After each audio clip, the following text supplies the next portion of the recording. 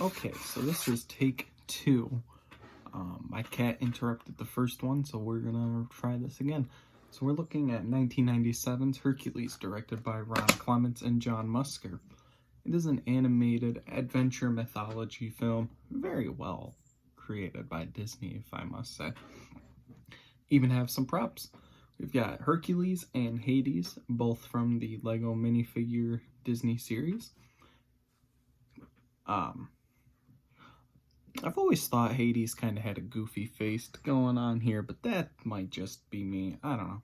Hercules is pretty cool though. He's got the shield and the sword going, so that's pretty neat. So, this stars Tate Donovan as Hercules. James Woods plays Hades. Susan Egan as Megara. And Danny DeVito plays Philoctetes, or Phil. One of my, and probably everybody's, just because it's Danny DeVito. Everyone loves Phil. Can't blame him there. A couple others are Rip Torn as Zeus, Bobcat Goldthwait as Pain, and Matt Frewer as Panic. Sorry. It has an 84% on Rotten Tomatoes, and with a budget of $85 million, the film made $252.7 million at the box office. It's pretty decent. A great Disney movie. Honestly underrated, but as time goes on, I've noticed popularity kind of going up for it. The more and more live-action Disney remakes we get, the more people are kind of pinting for us to get a Hercules remake. I don't know how I feel about that. If they get a good cast in it, I think it would be really good, but they'd have to have like a seriously good cast. And of course, people want Danny DeVito to play Philoctetes again, and I'm okay with that. And if James Woods is still into acting, I think he should reprise his role as Hades. He does a really great job. Really one of his best. I know I never watched this as a kid. You know, I was a kid, I had standards. Aladdin was one I watched a lot. The Lion King as well. So, but yeah, I didn't watch this until a few years ago, and worth it though. It's definitely a great movie. As far as, since it's Disney, it's a musical. The songs are all pretty good. The two standouts are, of course, I Can Go the Distance, and then my personal favorite one, I Won't Say I'm in Love, sung by Megara. I love it, mainly because it sounds like something written by Fleetwood Mac or Heart, and those two are two of my favorite 70s and 80s bands. So, I am kind of a sucker for that song. It really, I could just see Stevie Nicks playing that. So, this movie, and subsequently others in the 90s, are part of what's known as the Disney Renaissance. The Disney Renaissance includes Aladdin, The Lion King, Beauty and the Beast, The Little Mermaid, Hercules, The Hunchback of Notre Dame, and Mulan, and a few others that are kind of slipping my mind right now. As you can see, we've only got bangers in this group. Just wonderful movies. Some that other people find problems with, Hunchback of Notre Dame, but I don't. I think it's great. Compared to all of those, though, the later three tend to be the ones people don't think are as good, but I think this whole Disney Renaissance just is great. I don't know who came up with the naming for all the groups, because you got the golden age of Disney from like Snow White to, I want to say, like the Jungle Book maybe, and then after that it's like Aristocats. I don't know specific years all of these came out. I'm not like a diehard Disney person, but I know that's the golden age. The dark ages, again, came up with that, generally includes Oliver and Company, The Great Mouse Detective, and I want to say Aristocats. And then I've already talked about the Renaissance. So that's just everything leading up to this point. There's more after that. There's the post-Renaissance with things like Chicken Little, The Emperor's New Groove, and then there's the New Renaissance, which we're in now actually, starts with Tangled, or The Princess and the Frog, and has basically come up through Frozen 2. This is actually one of my top 5 favorite Disney movies, and I'll get more into that next week when we go to Disney Week. I'm doing this one now because I planned this prior to Disney Week. I was gonna do one a day, or one a week, sorry, up until I got through all the Disney movies that I own, but it seemed like Disney Week was something my fans wanted. I say fans, they're really all my friends. Shh, but they're still my fans. So they're like, hey, do a Disney Week. I was like, okay. Got Disney Plus, I've got Blu-rays, so hey, might as well. In terms of acting, the voice acting, James Woods, Danny DeVito, all wonderful. And they're so funny anytime they're on screen. And what I like about this one is there's no point where I'm bored. I don't feel like I could be doing something better with my time. Every time I watch this movie, I thoroughly enjoy it. There are other Disney movies that I'll watch and be like, this is kind of boring, kind of long.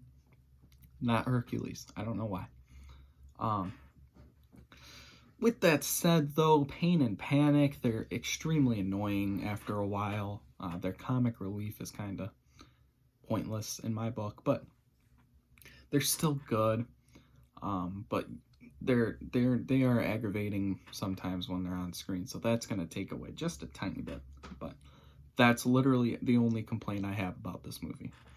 Even the animation quality, while it's not as pristine as, say, like The Lion King, it's still really smooth and really clear. And they even mixed in a bit of 3D animation during the Hydra scene, so it looks more realistic, and that kind of paved the way for your 3D animated Tangleds and Frozens and Wreck-It Ralphs that came out in the 2010s. So the animation, while it's not terrible, it's not like mind-blowing or anything. Like I said, the whole Pain and Panic comic relief thing kind of takes away from this for me. So I'm going to give it a 9 out of 10. I do still highly recommend this movie if you have somehow not seen it. For tonight on Instagram and tomorrow on YouTube, we're looking at the original theatrically released Transformers, the movie from 1986. I have problems with it. And I'll get more into it, but for some reason to me, I hold every animated movie at a Disney quality. And that's why I kind of did it this way. I wanted to look at a Disney movie and compare it to other animated movies of the time. So, yeah, I mean, this one's 11 years old, younger than that one, but still. Like I said, I kind of hold them to that quality, so I don't know why. I think a lot of people do, actually. Especially nowadays, as we get more into, more studios are releasing animated movies, but of course, nowadays, everything is owned by Disney, so it's interesting looking back 30 years ago when everything was kind of owned by different companies. You know, Sony could release their animated movies, and Fox could release their animated movies, and Disney could release theirs, and now Disney's like, yeah, Sony, you can, but we get a cut if you use Spider-Man Far From Home. I think they get a small percentage. And then there's Fox that they're like, yeah, we're just gonna buy you out. And now movies like Spies in Disguise show up for you to buy through what's called Disney Movie Club, which is a thing I belong to. It's actually kind of how I got The Rise of Skywalker a week early. So they released it, and they were like, yeah, you'll get it on release date, and I got it a week early, and I felt cool. I still feel cool. It's also one of the 2 4Ks I own. I don't have a 4K TV. I mean, I do upstairs, but I don't down here, so I can't really watch it in 4K unless I go upstairs and bring my Xbox and watch it, which is a lot of work. Supposedly, though, it's coming out on Disney Plus sometime next week or the week after, which is cool. So hopefully on May the 4th, on Star Wars Day, they'll release The Rise of Skywalker. But that's not the point. One more thing. Later on this week, I'm going to release a couple of top 10s. For right now, the main top 10 I'm going to do is top 10 animated movies, or not animated, sorry, top 10 movies to watch with your family. We're in quarantine. What else are we doing? And you can't go outside without a mask, so if you have little kids in your home and you're like, I don't know what to watch. Now, I'm not the only one who's doing stuff like this, but I'm going to look at movies. Of course, there's going to be a few Disney movies. You're going to see like E.T., Back to the Future, kind of that stuff that is considered child-friendly. And I know Back to the Future, there's the sub-theme of a guy trying to bang his mom, but who cares, man? It's still Back to the Future. It's still a classic movie. So I'm going to do stuff like that, try and get past movie reviews and do a little more, kind of put the channel out there. So if you're interested in that, keep an eye out for that video. If you have any other top 10s you want to see, one I was thinking about is doing top 10 horror movies, top 10 non-animated, or top 10 non-Disney animated movies. So maybe you'll see Transformers the movie, maybe you'll see a hidden gem like Kubo and the Two Strings, which if you don't know what that is, maybe you should watch my top 10 movies to watch with your family video. You might see it. I'm also, because I'm out of work. I work in a school district. Schools around basically the country are closed, so I'm not working, so you can look out for stuff like that. I'm Luke, and I will see you guys tomorrow.